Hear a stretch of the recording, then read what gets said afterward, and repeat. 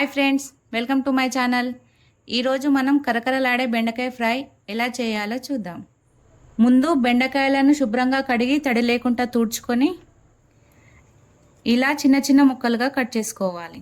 ఒక గిన్నె తీసుకొని అందులో కట్ చేసి పెట్టిన బెండకాయ ముక్కలు వేసి 3 స్పూన్ల శనగపిండి, 2 స్పూన్ల బియ్యం పిండి, అలాగే 1 స్పూన్ కార్న్ఫ్లోర్, అర టీ స్పూన్ వేయించుకున్న జీలకర్ర పొడి, 1 టీ స్పూన్ కారం, కొద్దిగా అల్లం వెల్లుల్లి పేస్ట్, కొద్దిగా పసుపు, అలాగే టేస్ట్కి సరిపడా సాల్ట్, కొద్దిగా నిమ్మరసం వేసుకొని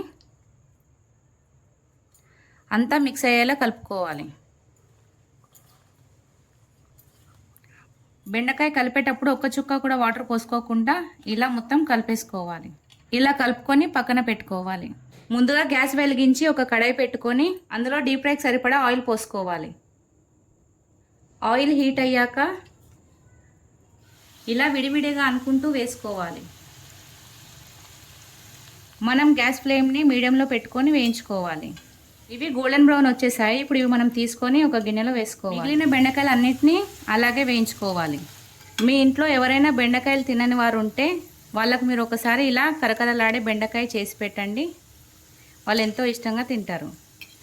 లాస్ట్కి కొద్దిగా కట్ చేసిన పచ్చిమిర్చి అలాగే కరివేపాకు వేసుకొని వేయించుకోవాలి. దీన్ని మనం స్నాక్స్కి అయినా తీసుకోవచ్చు, లేదా పప్పుచారుకి సైడ్ డిష్గా అయినా తీసుకుంటే చాలా టేస్టీగా ఉంటుంది. ఇంతే అండి, మన కరకరలాడే బెండకాయ ఫ్రై రెడీ. ఈ క్రిస్పీ బెండకాయ ఫ్రై ఎంత ఈజీగా చేశానో చూసారు కదా. ఈ రెసిపీ మీకు నచ్చినట్లయితే నా ఛానల్ని లైక్ చేయండి, షేర్ చేయండి, సబ్స్క్రైబ్ చేసుకోండి, అలాగే కామెంట్ కూడా పెట్టండి.